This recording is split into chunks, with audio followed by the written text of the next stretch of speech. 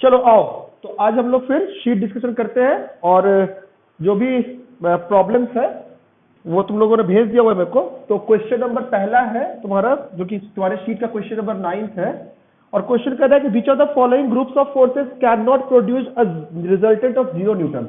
Options दे रखे हैं। ऑप्शन नंबर ए है आपका 2 newton and 4 newton. Option number B है आपका 1 newton and 3 newton. Option number C है आपका 5 and 10 newton and option number D है आपका 10 न्यूटन एंड 11 न्यूटन। और क्वेश्चन क्या कह रहा है कि इनमें से कौन सा ऐसा फोर्स है जो 2 न्यूटन प्रोड्यूस नहीं कर सकता। तो याद करो कि अगर दो फोर्सेस को जोड़ते थे तो उसकी जो मैक्सिमम वैल्यू होती थी वो उनके मतलब बेसिकली इन किसी का रिजल्टेंट 2 नहीं होना चाहिए। तो सोचो इसके रिजल्टेंट की मैक्सिमम वैल्यू कितनी हो सकती है? 4 + 2 6। याद है mod of A plus B ये छोटा होता था modulus A plus modulus B से और ये बड़ा होता था modulus A minus modulus B से। ट्रायंगल इक्वालिटी से भी पता चलता है ये बात। तो सिंपल सा देख लो, 4 और 2 का मैक्सिमम मैग्नीट्यूड 6 हो सकता था, मिनिमम 2 हो सकता था, 4 - 2। तो ये तो प्रोड्यूस कर सकता है। ये देखो 3 और 1 का मिनिमम मैग्नीट्यूड 3 में से 1 गया 2, मैक्सिमम 4, ये भी कर सकता था। 5 और 10 का मिनिमम 10 में से 5 गया 5 और मैक्सिमम कितना हो सकता था? मिनिमम वैल्यू 5, 10 - 5 मैग्नीट्यूड और मैक्सिमम वैल्यू कितनी हो सकती थी इसकी? 15। समझ गया जाए? तो इसकी मिनिमम वैल्यू 5 और मैक्सिमम वैल्यू 15, 5 से लेकर 15 तक की वैल्यू हो सकती थी। तो 2 उसमें आता नहीं है, इसलिए ऑप्शन नंबर सी। डी में भी देखो चेक कर लो, फॉर्मेलिटी है क्योंकि एक सिंगल करेक्ट था। 11 - 10 1 और मैक्सिमम वैल्यू 21, 1 से लेकर 21 के बीच में। बोलो क्लियर है? हो गया? पहला समझ में आ गया? अब अगला क्वेश्चन जो पूछा है क्वेश्चन नंबर 11 देखो क्या है, क्या पूछा है।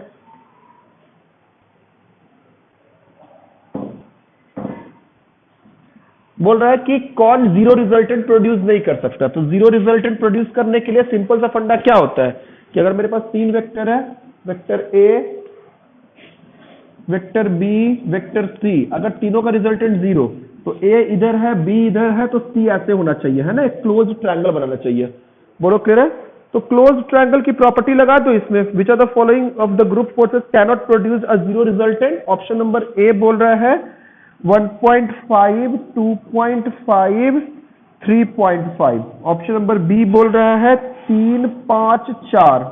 ऑप्शन नंबर सी बोल रहा है 10, 15, 24 और ऑप्शन नंबर डी बोल रहा है 20, 5 और 10, है ना? तो ये सारे आपके ऑप्शंस हैं। अब देखिए क्या हो जाएगा इसमें, बताइए। ट्रायंगल की प्रॉपर्टी लगा दो। ट्रायंगल के दो साइड का समेशन तीसरे से हमेशा बड़ा होना चाहिए और दो साइड का डिफरेंस तीसरे से क्या होना चाहिए? छोटा होना चाहिए। होता है ना ये प्रॉपर्टी? तो वही लगा दो। देखो एक्चुअली जो ऑप्शन दिया उसी को चेक कर लो। ऑप्शन नंबर डी आंसर होगा इसका। इसको चेक कर लो। देखो 20 और 5 को घटाओगे तो 15, क्या वो 10 से बड़ा है? 20 में से 5 घटाओगे तो 15 हुआ ना, क्या ये 10 से बड़ा है? तो ये पॉसिबल नहीं है ना। और 10 और 5 जो है वो इसका समेशन देखो 20 से छोटा है ना? यस और नो? तो ऑप्शन नंबर डी आंसर देखो। आंसर देखो इसका क्या दे रहा है? डी दे रहा है ना। बाकी सारे कॉम्बिनेशन चेक कर लो। ये तो दिख ही रहा है 3, 5, 4 तो राइट एंगल ट्रायंगल ही होता है ना? 15, 10 और 24 इसको भी चेक कर लेना क्या है, ठीक है? और उसके बाद फिर देखो क्या क्या बन के आता है। जैसे दिख रहा है कि होना चाहिए, ये सब हो ही जाएगा अगर दिया है तो। 11 के बाद कौन सा है? इसके बाद कौन सा है? इसके बाद कौन सा पूछा है? 12। From the following correct relation is. बेटा ये सब क्यों पूछ रहे हो? करेक्ट रिलेशन बताना है। देखो इधर वेक्टर्स लिखो। अच्छा बता रहा हूं। देखो ये क्या कह रहा है, यहां पे ई वेक्टर, सॉरी उल्टा है, ई वेक्टर। ये दिया हुआ है वेक्टर ई, ये दिया हुआ है वेक्टर ए, ये दिया हुआ है वेक्टर पी, ये दिया है वेक्टर बी, है ना? ये ए है, बी है, ई है। अब देखो यहां से ये ऐसे निकला एरो जाके, ये है वेक्टर डी और ये है वेक्टर सी, है ना? अब तीसरा रिलेशन चेक करो, तीसरा रिलेशन बोल रहा है चेक करने के लिए बी, ई माइनस सी और डी, किसको किससे रिलेट करना है? बी को, पहले आप खुद से रिलेशन लिख लो, बी में चाहिए, ई में चाहिए, सी में चाहिए और डी में चाहिए। देखो यहां से फिगर देख के बताओ क्या लिख सकते हैं। यहां से देखो, ये ऐसे वेक्टर गया, ये ऐसे वेक्टर गया, ये यहां से ये ज्वाइन करता हुआ वेक्टर, क्या ट्रायंगल कंप्लीट कर रहा है? देखो एक वेक्टर डी प्लस सी क्या ए के बराबर है? हाँ हाँ, तो क्या हुआ बेटा, देख ये डी यहां से यहां चला, फिर जहां, अच्छा सॉरी सॉरी इधर, ओके ओके ओके, ध्यान दीजिए। तो बेटा डी माइनस सी हो जाएगा, राइट? सी को उल्टा करके जोड़ोगे तो ये आ जाएगा ना। तो D minus C is equal to A, पहला इक्वेशन लिख लिया हमने। दूसरी इक्वेशन देखो, हमें डी, ई, सी और डी में चाहिए, तो डी और सी में तो रिलेशन आ गया। अब बी और ई का रिलेशन देखो, देखो यहां पे ये वेक्टर ऐसे चला है, ये वेक्टर ऐसे चला है और ये वेक्टर ऐसे चला है। सोच, क्या मैं बी प्लस ई प्लस ए वेक्टर को जीरो रख सकता हूं? हाँ कि ना? नहीं समझे बात को? बोलो क्लियर है? अब बस यहां से सॉल्व कर लो, क्या इक्वेशन बन के आती है? बस यहां से सॉल्व कर लो, क्या इक्वेशन बन के आएगी? क्या आएगी बन के बताओ? ए की जगह पे लिख दो D minus C, so B plus E plus A की जगह पे लिख दिया मैंने D minus C is equal to zero, B plus E minus C is equal to minus D. यही है क्या ऑप्शन में? बताओ, ठीक है? हो गया? हो गया? Okay, question number 13th doubt आया है? क्वेश्चन नंबर 13th देखो, 13th कैसे करेंगे, आओ। 13th बढ़िया सवाल है, बढ़िया क्या इस तरह का सवाल, हाँ हाँ। क्वेश्चन नंबर 13th देखो क्या कह रहा है कि figure shows 3 vectors, vector A, B and C. So ये वाला वेक्टर ए है, ये वेक्टर मेरा बी है और ये मेरा वेक्टर सी है, ठीक है? ये मेरा वेक्टर इधर की तरफ जाता हुआ एक वेक्टर है, इसका नाम है आर पी वेक्टर, जो कि पी से आर की तरफ जा रहा है, और ये वाला वेक्टर आर से लेके क्यू की तरफ जा रहा है ना, आर क्यू वेक्टर, ये वेक्टर दिया हुआ है। अब आपसे सवाल पूछा कि क्या क्या ऑप्शन इसका सही है।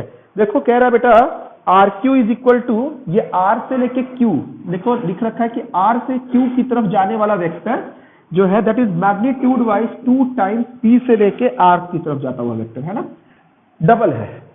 तो पहले रिलेशन लिखते हैं, विच of the following relation is correct. पहले तो ए बी सी और में रिलेशन लाते हैं।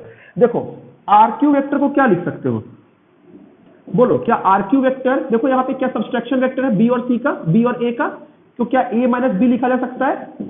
बोलो हाँ कि ना? क्या आर क्यू वेक्टर को ए माइनस बी लिखा जा सकता है? बिल्कुल सही है, आर क्यू को हमने ए माइनस बी लिख दिया।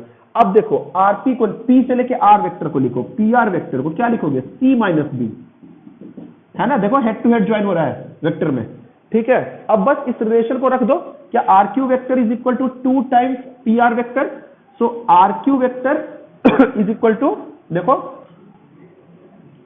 2 टाइम्स पी आर वेक्टर लिख सकते हैं is equal to A minus B, और पी आर की जगह पे रख दो value C minus B is equal to A minus B, यहां लिख रहा हूं जगह बना के, 2 times C vector minus 2 times B vector is equal to A minus B vector. तो देखो क्या बना, A plus B minus 2 times C is equal to 0। किस ऑप्शन में आ रहा है? 3s सी, कुछ गड़बड़ किया क्या बेटा? R Q is equal to 2 times P R, तो 2 times P R, P R is equal to, अच्छा sorry sorry sorry, P R B minus C है ना, sorry sorry sorry, B minus C बेटा, हेड ऑफ सब्सट्रैक्शन वेक्टर और head of leading vector, तो B minus C है, और ऊपर से लिखा है ना ये हेड ए माइनस बी, हाँ सॉरी। तो क्या है, देखो थोड़ा सा गड़बड़ किया तो क्या हुआ, 2 times B minus 2 times C, तो ये क्या आ जाएगा देखो फ्रेशली लिखते हैं a minus 3 times b is equal to 2 times. ठीक है, तो a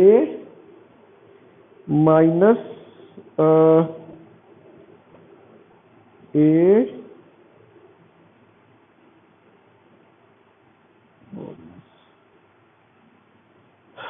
b minus c 2b minus 2c is equal to a minus b 2b minus 2c is equal to a minus b। हाँ बेटा,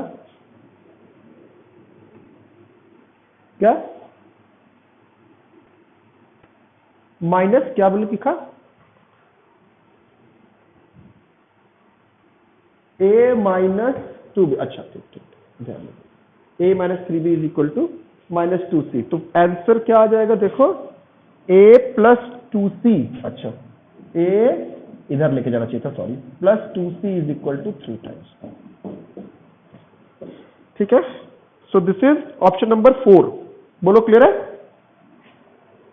बोलो clear है? Okay, इसके बाद कौन सा पूछा है? 13 के बस खुद से रिलेशन लिख लिया करो, ऐसे क्वेश्चन जब कभी भी आए तो खुद से रिलेशन लिख लिया करो, ऑप्शन में मिला लिया करो। ठीक है, क्या क्या आ रहा है बनके। क्वेश्चन नंबर इसके बाद कौन सा पूछा है?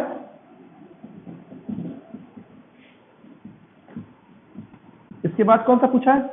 14th में क्या है? 100 coplanar forces each making each equal to 10 Newton act on a body. Each force makes an angle pi by 50 with the preceding force. What is the resultant of the force? देख बेटा क्या है, कह रहा है 100 फोर्सेस है, एक force 10 Newton का ऐसे लग रहा है, यहां से पाई बाई 50 न्यूटन पे एक और 10 न्यूटन का फोर्स ऐसे लगा, इस तरीके से तीसरा फोर्स लगा, चौथा फोर्स लगा, कुछ इस तरह से फोर्सेस लग रहे हैं, है ना, पाई बाई 50 ऐसे 10-10 न्यूटन के 100 फोर्सेस लगे। तो यहां पर पहला फोर्स, दूसरा फोर्स, तीसरा फोर्स। मुझे एक बात बताओ, अगर पूरा सर्कल कंप्लीट करना तो कितने फोर्सेस लगने चाहिए? कितने फोर्सेस लगने चाहिए?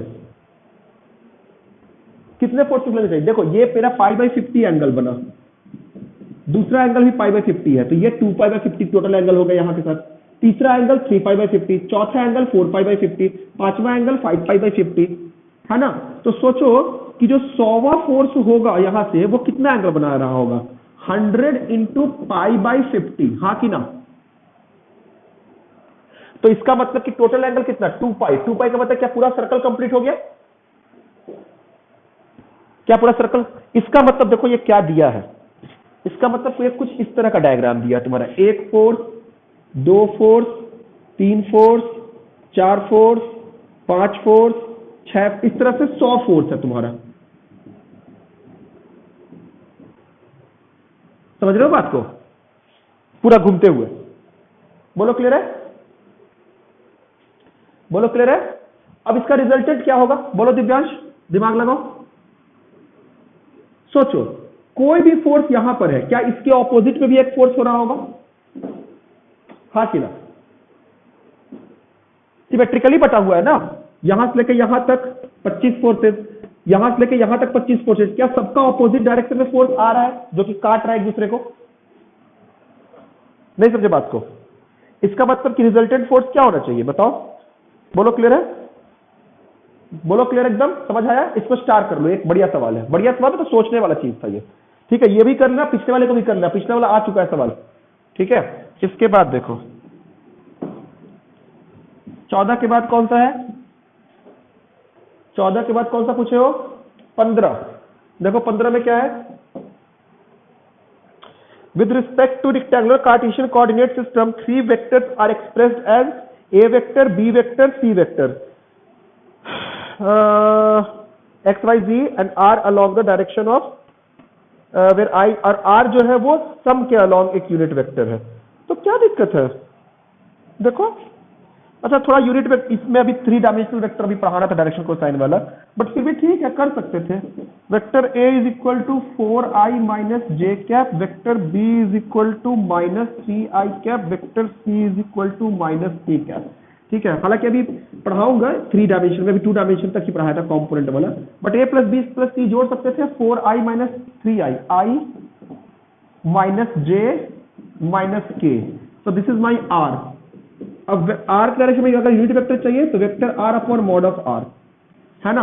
अगर आई जे के तीनों परपेंडिकुलर डायरेक्शन में है तो इसका मैग्नीट्यूड क्या हो जाता है, ए इसका कोफिशिएंट का स्क्वायर प्लस इसका कोफिशिएंट का स्क्वायर प्लस इसके कोफिशिएंट का स्क्वायर। तो vector R is I minus J minus K plus 1 square plus 1 square plus 1 square under root आ गया I minus J minus K over root 3। बोलो clear है, बोलो क्लियर है, बोलो क्लियर है, हो गया। और देखो 14 के बाद कौन सा पूछा है, 15 के बाद कौन सा पूछा है, जल्दी करते चलो, कुछ खास नहीं डाउट से सब। तो लोग का पहला ये है शीट डिस्कशन, इसलिए करा भी रहा हूं। क्वेश्चन नंबर 14-15 तक हो गया, 15 के बाद 19 से पहले तो कोई डाउट नहीं है ना, 19 18 ओके। 2 forces इतना are at angle theta such that the resultant is R, the first force is now. बेटा देखो कह रहा है कि 3 न्यूटन का एक फोर्स है, सुनो सवाल पहले पढ़ो क्या कह रहा है कि 2 forces 3 newton and 2 newton are acting at an angle theta. 3 newton का फोर्स और 2 न्यूटन के फोर्स के बीच का एंगल थीटा है, ठीक है। और इसका रिजल्टेंट आर कह रहा है, तो रिजल्टेंट आर का मैग्नीट्यूड पहले निकाल लो, क्या हो जाएगा 3 का स्क्वायर प्लस 2 का square plus 2 times 3 into 2 into cos theta. याद है formula A square plus B square plus 2 A B cos theta, दो वेक्टर्स का मैग्नीट्यूड यही होता था।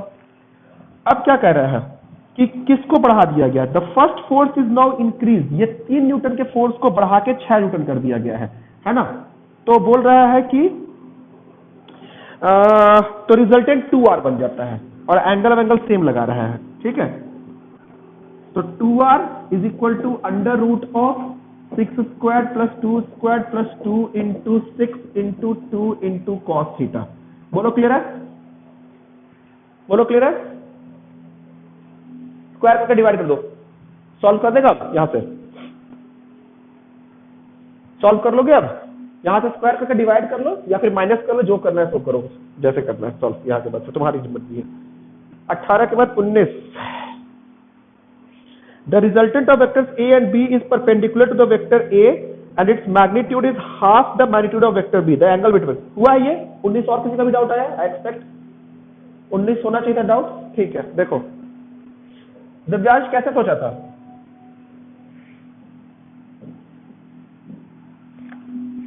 दिव्यांश कैसे सोचा था, the resultant of vectors a and b is perpendicular to vector a। देखो क्या कर रहा है कि a का कोई दो वेक्टर दिया हुआ है, हाँ बोलो, रिजल्टेंट, हाँ फॉर्मूले से मत जाओ ना, सिंपल ज्योमेट्रिक सोचो ना कि a और b का मैग्नीट्यूड a के परपेंडिकुलर आ रहा है, हाँ बोल बेटा, हाँ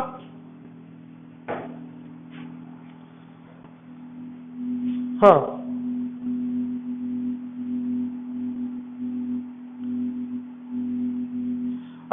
ठीक है कर सकते हैं, कोई दिक्कत नहीं है, यही से सोच लेते हैं। कह रहा है कि a और b के a का मैग्नीट्यूड, a और b दो वेक्टर्स हैं, इनका मैग्नीट्यूड a के परपेंडिकुलर, सॉरी इनका रिजल्टेंट a के परपेंडिकुलर है। तो a के परपेंडिकुलर मान लो c is equal to a plus b लिखते हैं, तो c a के परपेंडिकुलर है, मतलब b कहीं ना कहीं तो इधर आएगा, छोटा बना लो। अगर चूंकि अब तभी तो हम a को यहां से उठा के रखेंगे ऐसे, ये बात समझ आ रही है, ये बात समझ आ रही कि नहीं आ रही पहले बताओ। दिस इज ये वेक्टर a है, ये वेक्टर b है, तो रिजल्टेंट बीच में आएगा ना डायगोनल, नहीं तो बोलो क्लियर है। मतलब अगर ये a है, ऐसे होना चाहिए ट्रायंगल से, ये a है, ये b है, सॉरी ये c है, तो ये मेरा b है। नहीं समझे बात को नहीं समझे बात को, उल्टा कर दिया मैंने ना, ये a है, ये मेरा b है, सॉरी बेटा, और ये मेरा c है रिजल्टेंट, यही चीज यहां बनाया है। बोलो क्लियर है। देखो a इधर, b इधर, यहां से लेके यहां तक जाने लगे ट्रायंगल से, ये अब कर लोगे सॉल्व, बोलो अब कर लोगे कि बताओ, ये डायग्राम ही नहीं सोच पा रहे हो तुम लोग। क्या कह रहा है कि the resultant of vector a and b is इतना, अब कह रहा है कि and its magnitude is half the magnitude of vector B. तो ये वेक्टर बी हुआ। अब इसका मैग्नीट्यूड तुम ए बी सी मान लो अलग अलग करके। ये बी इसका मैग्नीट्यूड है, इसका ए मैग्नीट्यूड है, और इसका मैग्नीट्यूड b/2 है। अब रेशियो ले लो ट्रिग्नोमेट्री से, हो जाएगा। ये थीटा निकाल सकते हो ना। हाँ, अब ये थीटा निकल गया। ये थीटा देखो कितना है, बेस बाई हाइपोटेन्यूस। ये बेस है मेरा और ये मेरा हाइपोटेन्यूस है इस थीटा के लिए। तो देखो यहां से कितना आ जाएगा तुम्हारा, बन गया, ये हो गया तुम्हारा बी के आधा है ना बेटा।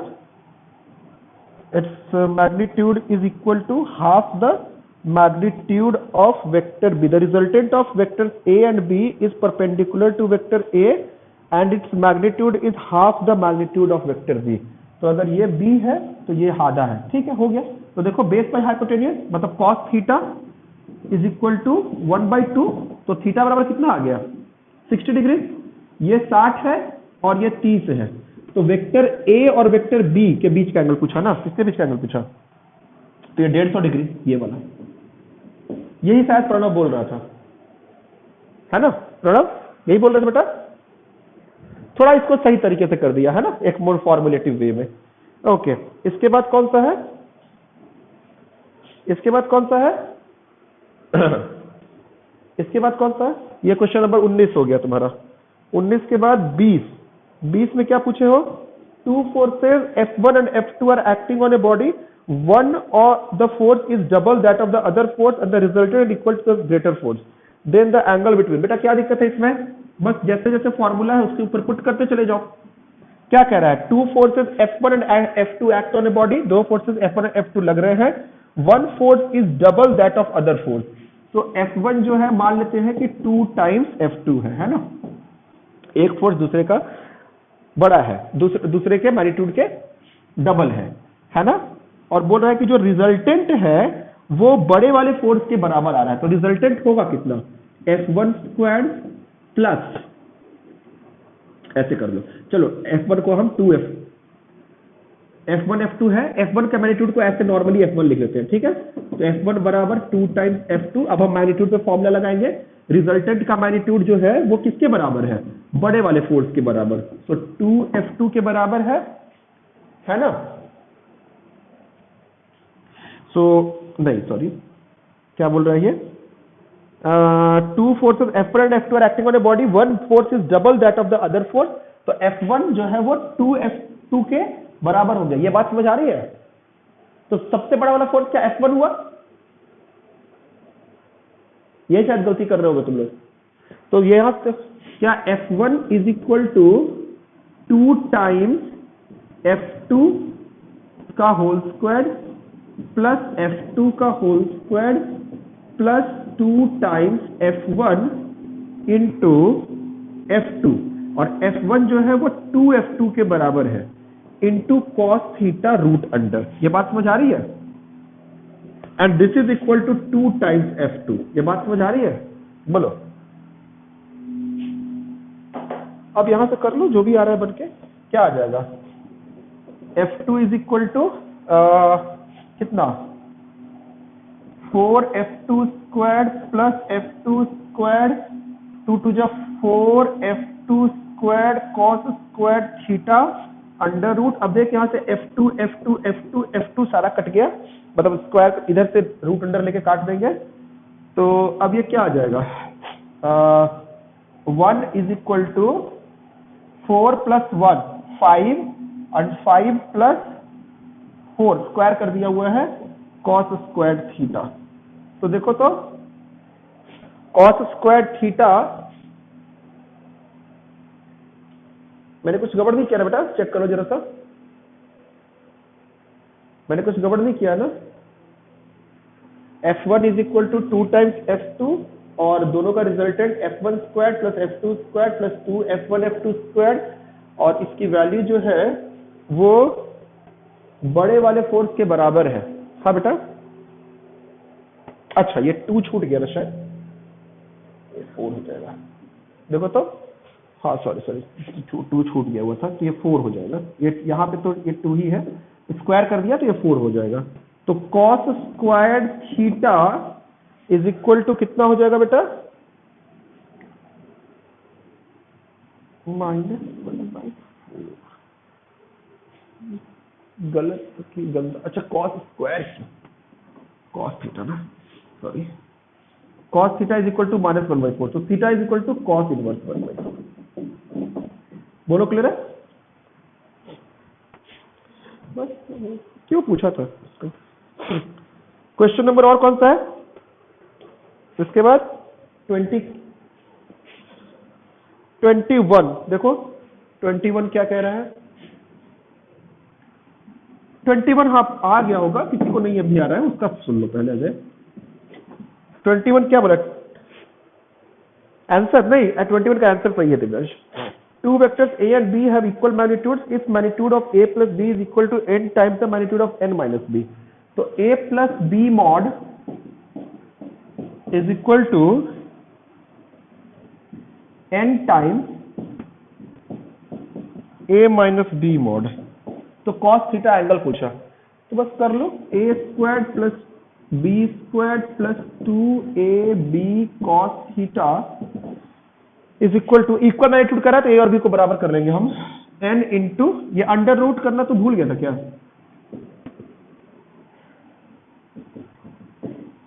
-2ab cos theta.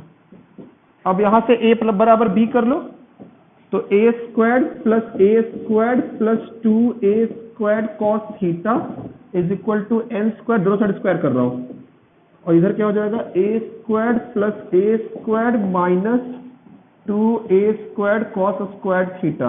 a square common लेके काट दिया, बचा क्या 2 प्लस 2 cos theta is equal to n square, यहां पे 2 माइनस 2, बार बार स्क्वायर क्यों लिख दे रहा हूं, cos थीटा 2 कॉमन लेके काट दिया, ये आ गया 1 plus cos theta is equal to n square minus n square cos theta. अब यहां से क्या आ जाएगा, देखो cos वाले टर्म को कॉमन ले लो, cos थीटा कॉमन ले लिया, इधर क्या बचा 1 plus n square is equal to n square minus 1, so cos theta is equal to n square minus 1 upon 1 plus n square, यही आ रहा है ना दिव्यांश?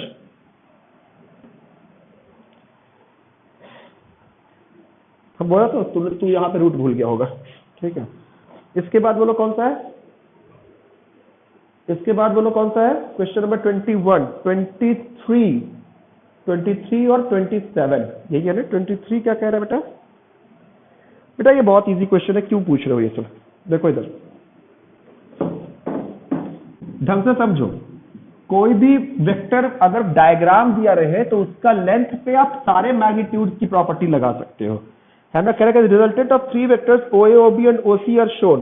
देखो कह रहा है कि ये सर्कल बना दिया, सर्कल बना दिया मतलब कि कोई भी सेंटर से लेके रेडियस तक का कोई भी वेक्टर होगा, क्या वो मैग्नीट्यूड वाइज बराबर होगा, हाँ कि ना? हाँ। अब ये O से लेके C तक का वेक्टर और O से लेके A तक का वेक्टर, दोनों के बीच का एंगल 90 डिग्री, मैग्नीट्यूड बराबर, तो याद करो जो रिजल्टेंट होता था क्या एंगल बाइसेक्टर होता था? हाँ, तो रिजल्टेंट जो हुआ वो एंगल बाइसेक्टर हुआ, ये दोनों का रिजल्टेंट, ये रिजल्टेंट होगा कितना, क्या √2r के बराबर हो जाएगा अगर रेडियस r है तो? हाँ बोलो, नहीं समझ। अब हमें चाहिए OA vector plus OC vector plus OB vector, है ना? तो अब देखो क्या कह रहा है कि ये OB वेक्टर ऑलरेडी 45 डिग्री पे था, तो OA और OC का रिजल्टेंट तो इसी लाइन पे बन के आएगा ना, हाँ कि ना? 45 डिग्री पे, तो ये वेक्टर का रिजल्टेंट जो हुआ वो √2r हुआ, और ये 45 डिग्री पे एक वेक्टर हुआ, और दूसरा वेक्टर 45 डिग्री पे r यूनिट का है, तो क्या रिजल्टेंट √2r + 1 हो जाएगा, मतलब √2 + 1r हो जाएगा। अब तो डायरेक्ट जोड़ सकते थे ना अगर एक लाइन पे आ गया तो। बोलो क्लियर है? ओके, इसके बाद कौन सा बेटा, दो वेक्टर तब एक ही लाइन पे आ गए ना, ये वेक्टर OB वेक्टर जो हुआ ये r मैग्नीट्यूड का है, और OA और OC जुड़ के भी तो इसी लाइन पे आ गए ना √2r के, तो अब ये दो वेक्टर तो स्ट्रेट लाइन पे हो गए, अब तो डायरेक्ट जोड़ सकते हैं ना, ठीक है। हाँ 27, 27 a b then find out the vector a if b is equal to इतना, इसमें क्या ये क्यों पूछे हो? अच्छा sorry 27 if b orthogonal vector मतलब 90 डिग्री पे वेक्टर्स होते हैं, ठीक है? तो a b c are three orthogonal vectors with magnitude 3 4 then the value of a minus b plus c mod. देखो ठीक है, बाकी कर लो अगर है तो। ओके चलो और कुछ इसके बाद डीपीपी अगला पूछो, डीपीपी 2 के डाउट्स पूछो। हाँ 25 वाला क्या है? The magnitude of pairs of displacement vectors are given. Which pair of the displacement vector cannot be added to give a? बेटा वही तो है, 13 का मैग्नीट्यूड चाहिए, तो दोनों को जोड़ के देख लो, 12 4 16, 12 - 4 8, 8 से 16 के बीच में। दूसरा वाला 8 4 12 और 8 4, तो दूसरा बी ऑप्शन हो जाएगा। मतलब एक बी तो दिख ही रहा है, मल्टीपल करेक्ट भी हो सकता है, चेक कर लो।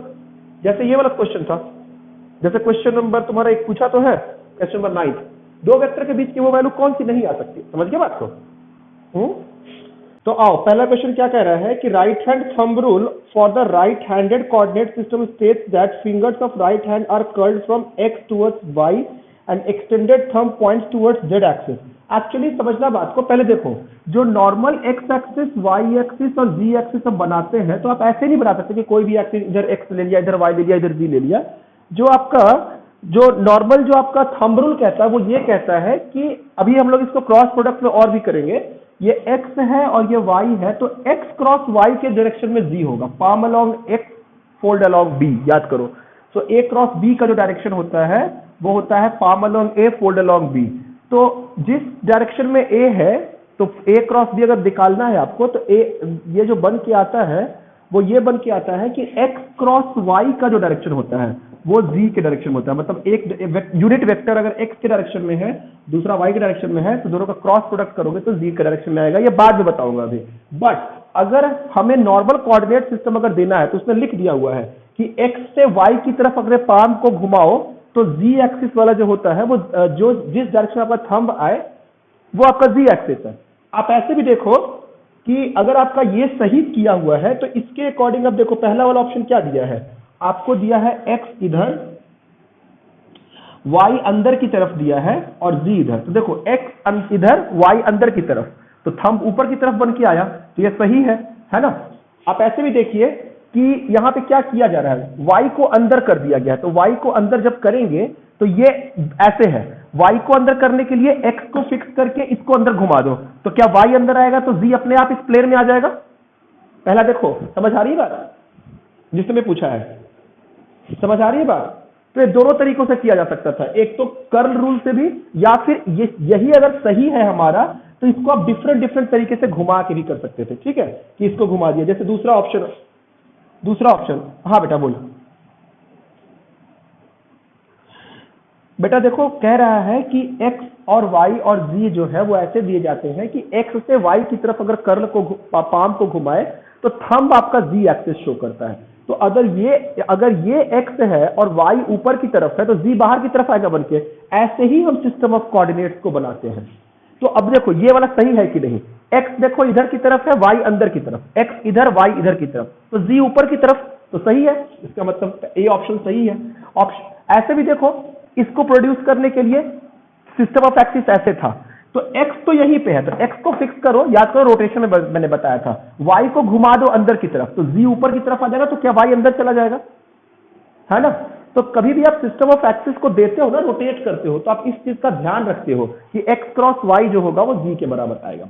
अब दूसरा ऑप्शन चेक कर, क्या तो x और y तो 2D प्लेन में है, बट z तो उसके बाहर तीसरा प्लेन में हो सकता था ना। x और y तो अभी भी देखो, ये x इधर की तरफ है, ये x इधर की तरफ है, देख प्रणव, x इधर की तरफ है, y इधर की तरफ है, तो z को भी भूल जाओ, तो ये भी प्लेन तो एक 2D प्लेन हो गया x और y का,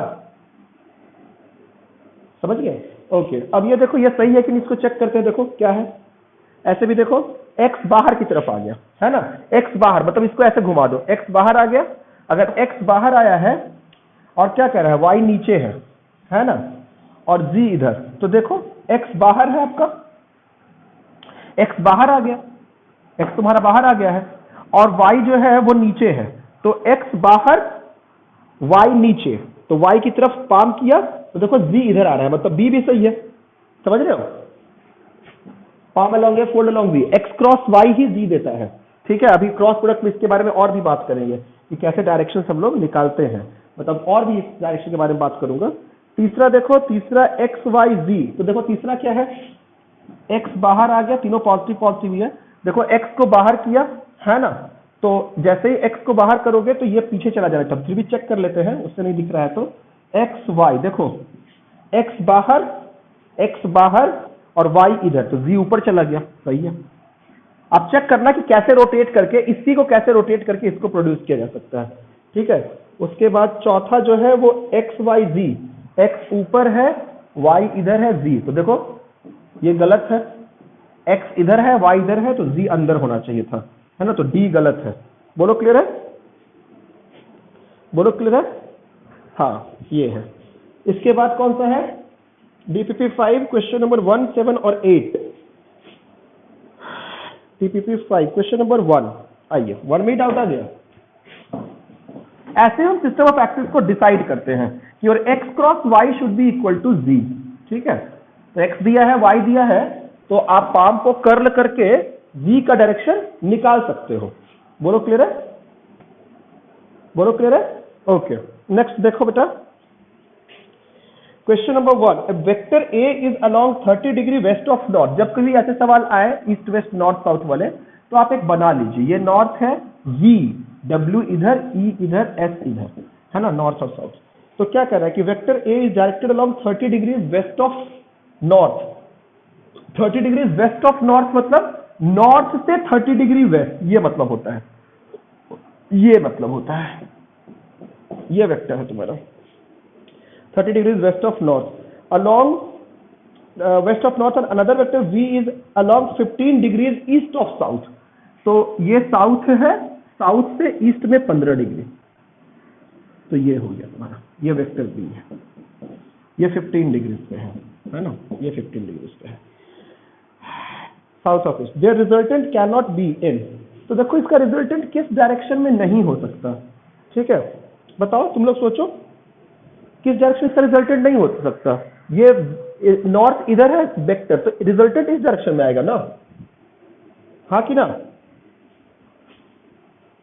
हाँ कि ना, तुम ढंग से सोचो, ये वेक्टर पहले समझ में आया, हाँ। तो अब बोल रहा है कि इसका रिजल्टेंट किस डायरेक्शन में नहीं होगा, तो सोचो तुम लोग क्या, 15 डिग्री साउथ ऑफ ईस्ट, हाँ अच्छा नहीं सॉरी, साउथ ऑफ ईस्ट है ना, सॉरी ईस्ट ऑफ साउथ बना दिया था, ये साउथ ऑफ ईस्ट, ईस्ट से 15 डिग्री साउथ, नॉर्थ से 30 डिग्रीज वेस्ट, तो this is 30 degrees west of north, ठीक है। तो इसका रिजल्टेंट किस डायरेक्शन में नहीं हो सकता, बताओ, क्या रिजल्टेंट इधर की तरफ होगा इसका, कहीं ना कहीं इसके इन दोनों के बीच में। तो रिजल्टेंट देखो, पहला ऑप्शन क्या कह रहा है, नॉर्थ, नॉर्थ में हो सकता है, इधर हो सकता है रिजल्टेंट, विद डिफरेंट वैल्यूज के लिए डिपेंड करेगा, ईस्ट में भी हो सकता था, नॉर्थ ईस्ट में भी हो सकता था, तो option number D south, south में नहीं हो सकता। बोलो क्लियर है, बोलो क्लियर है, हाँ बोलो क्लियर है, हाँ बोलो बेटा।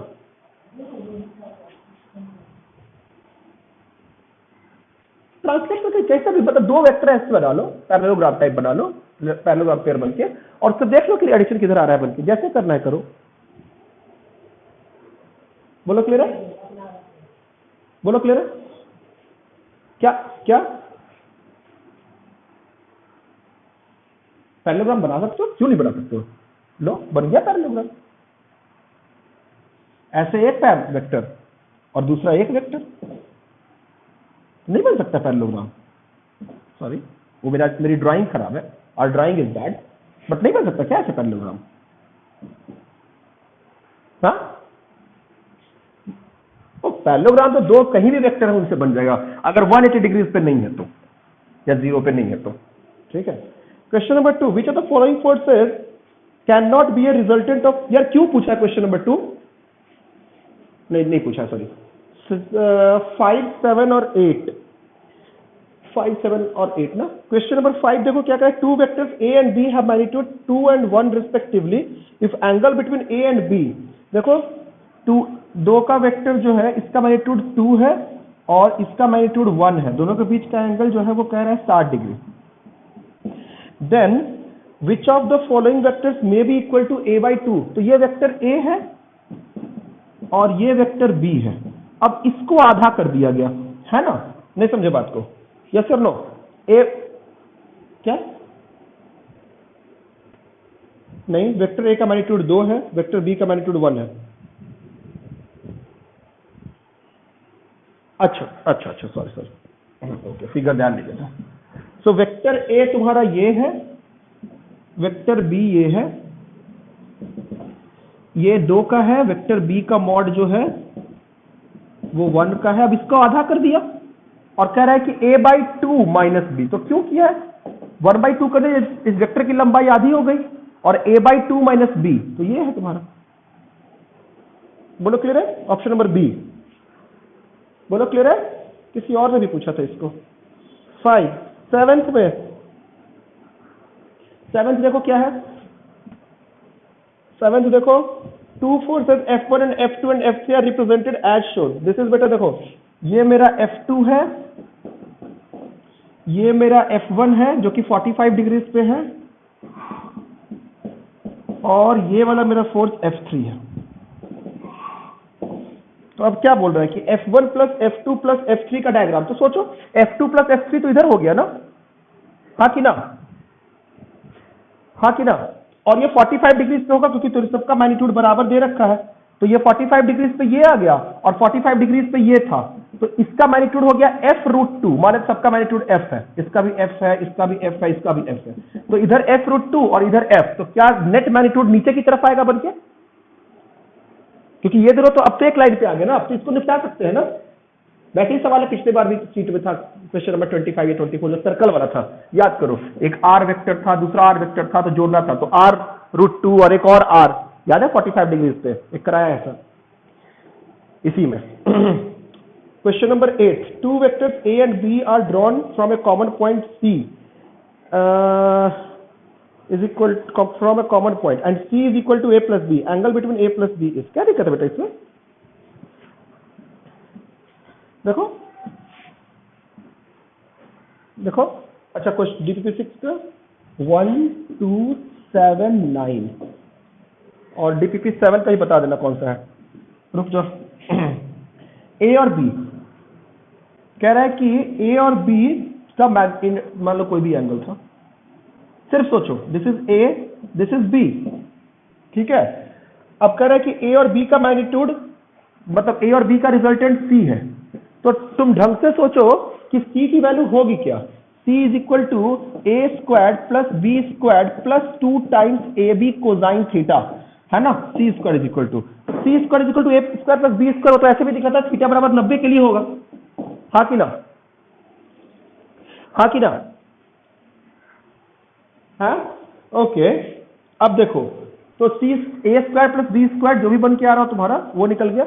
अब देखो अगला क्या कह रहा है कि अगर c square a square plus b square से बड़ा है तो c स्क्वायर बड़ा है, इसका मतलब कि ये वाला जो थीटा होना चाहिए ये टोटल टर्म पॉजिटिव होना चाहिए, तभी तो a square plus b square में कुछ जोड़ रहे हैं तब c स्क्वायर आ रहा है, मतलब ये वाला टर्म पॉजिटिव होना चाहिए। बात समझ आ रही है,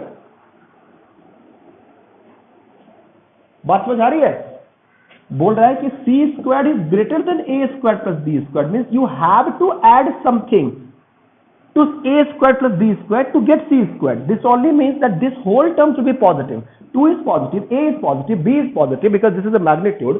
So cos theta must be equal less than 90, क्योंकि 90 से ज्यादा जब cos theta हो जाता है तो cos theta नेगेटिव हो जाता है। ये ट्रिग्नोमेट्री में भी बताऊंगा थोड़ा बहुत। बोलो क्लियर है, बोलो क्लियर है। उसी के हिसाब से तुम दूसरा भी कर सकते हो कि अगर थीटा जो है वो 90 से बड़ा हो जाएगा तो c स्क्वायर विल बी, जो भी आ रहा है ऑप्शन, लेस देन 90 डिग्री, इस तरीके से। बोलो क्लियर है, बोलो क्लियर है, हो गया। DPP6 में कौन कौन सा डाउट है, डीपीपी 6 में कौन कौन सा डाउट है? डीपी 6 बोलो कुछ। 1279, ओके 1279, डीपीपी 6 1279। ओ क्या है 12679 में? वन थर्ड वाला, okay. A man moves in an open field such that after moving 10 meter in a straight line he makes a sharp turn of 60 degree to his left. The total displacement of the man in after 7 turns is, बेटा बोल रहा है कि देखो एक आदमी जो है वो 10 मीटर चलने के बाद शार्प टर्न लेता है 60 डिग्री का, तो 60 डिग्री का टर्न लिया, फिर 10 मीटर चलता है, ठीक है, makes a sharp turn her 10 minute पे, तो 60 डिग्री का टर्न लिया, फिर 10 मीटर चला, फिर यहां से 60 डिग्री का टर्न लिया, फिर 10 मीटर चला, फिर यहां से 60 डिग्री का टर्न लिया। समझ पा रहे हो? समझ पा रहे हो? फिर यहां से 60 डिग्री का टर्न लिया, फिर यहां से 60 डिग्री का टर्न लिया। नहीं समझे बात को आप मेरी? नहीं समझे आप मेरी बात को? 60 डिग्री का हेक्सागन बना, फिर यहां से 10 मीटर, तो क्या डिस्प्लेसमेंट 10 मीटर हुआ? बोलो clear? Question number 2. A particle passes a point at instant t is equal to 0 moving with velocity इतना in north direction it turns east at an instant। ये तो शायद पूछा भी था ना किसी ने क्लास में भी।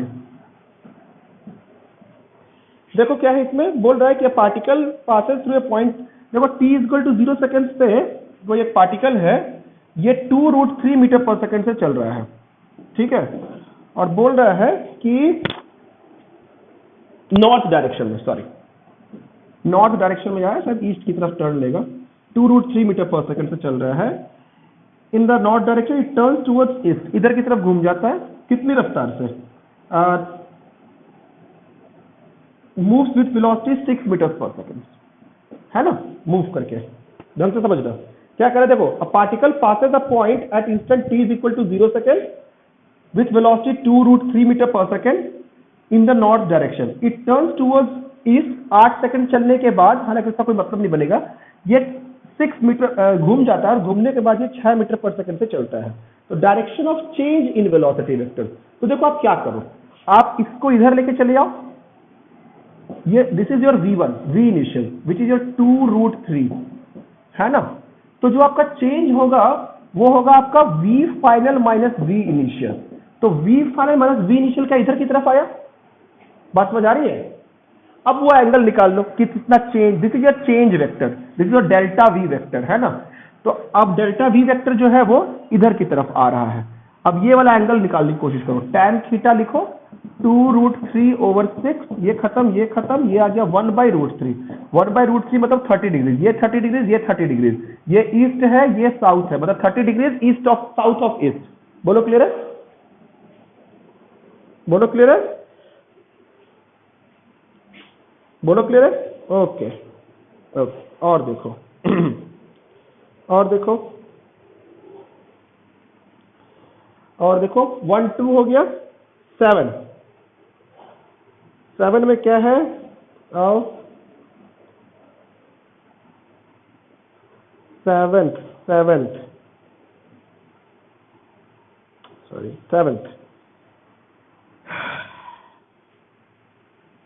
A unit vector A of magnitude इतना has 2, 1 is perpendicular to A, and is of magnitude 6 units. What is the magnitude of other component? देखो इसलिए मैंने ये सवाल दिलवाया है क्योंकि इसमें कंपोनेंट और रेक्टेंगुलर कंपोनेंट के बीच में उसमें अंतर भी लिख रखा है। देखो कह रहा है कि a vector of magnitude 8 unit, कोई एक वेक्टर है 8 यूनिट का, इसके दो कंपोनेंट्स है, एक कंपोनेंट ऐसे परपेंडिकुलर है, तो सोच अगर मान लो ये कंपोनेंट A है तो क्या कंपोनेंट भी कुछ तो ऐसे होना चाहिए, तभी तो रिजल्टेंट इधर बन के आएगा दोनों का। नहीं समझे बात को? नहीं समझे बात को? बताओ। तो कह रहा है कि एक 8 यूनिट का है, one component A is of magnitude 6 unit. तो देखो ये कह रहा है इसका मैग्नीट्यूड 8 यूनिट है ना, 8 unit has 2 components, one is perpendicular, one is perpendicular to A, चलो ये इसको 1 मान लेते हैं, इसको 2 मान लेते हैं क्योंकि इसका नाम A दिया हुआ है। तो 1 is perpendicular to A, तो दूसरा डेफिनेटली इधर की तरफ होना चाहिए, इसको उठा के यहां पे रख लो। देखो ये वेक्टर प्लस ये वेक्टर के बराबर आएगा, तो इसके ये दो कंपोनेंट्स हो गए, ये 6 का है, ये 8 का है, नहीं सॉरी, ये 6 का है तभी ये 8 पर बड़ा हुआ। तो क्या तीसरा वाला 10 का होना चाहिए? ट्रायंगल की इनइक्वालिटी से पता, ट्रायंगल प्रॉपर्टी से भी पता चलता है वो। बोलो क्लियर है? तो इससे देखो ये दोनों कंपोनेंट जो है ना, ये दोनों कंपोनेंट आपस में 90 डिग्री में नहीं है, इसलिए रेक्टेंगुलर कंपोनेंट नहीं है। बोलो क्लियर है? बोलो क्लियर है? ओके, अगला क्या है बताओ? नाइन्थ भी बेटा इसी तरह का है। अच्छा सॉरी, 2 नॉन 8 वाली इसी तरह का है। 7th नहीं होगा तो 8th भी नहीं होना चाहिए था तुम लोगों से, 8th किसी ने पूछा नहीं, उसी तरह का है 8th भी। अब ट्राई करना, 2 non zero vectors P and Q are such that P plus Q is equal to R। लिख लो जो भी इंफॉर्मेशन है, पहले लिख लो, जैसे मैं सॉल्व कर रहा हूँ सीखो कि सर डायग्राम बनाते हैं, इंफॉर्मेशन लिखते हैं। Mod of P is equal to mod of Q is equal to mod of R, P plus Q is equal to R बोल रहा है, मॉड ऑफ P बराबर mod of Q is equal to mod of R। ऐसे भी सोचो कि P Q R एक triangle का पार्ट होते हैं और सबका मॉड बराबर है, तो क्या एक इक्विलेटरल ट्रायंगल बनना चाहिए? नहीं समझे बात को? सॉरी, क्या इक्विलेटरल ट्रायंगल बनना चाहिए? क्या ये A है, ये B है, ये C है? बोलो A और B के बीच का एंगल कितना है दिव्यांश? बोलो A और B के बीच का एंगल कितना है? A और B के बीच का एंगल, A और B के बीच का एंगल 60 नहीं है, 120। यस, अब कर लोगे? बोलो क्लियर है? ऐसे भी दिख रहा है, बाकी तुम सॉल्व करके भी देख सकते हो। R is equal to P square plus Q square plus 2PQ into cos theta. PRQ same है ना? तो सबको इसको भी R से, इसको भी R से, इसको भी R से, इसको भी R से सब्स्टिट्यूट कर दो, आ जाएगा आंसर। बोलो क्लियर है? हाँ, इसके बाद कौन सा है? DPP7 में क्या क्या डाउट है अथर?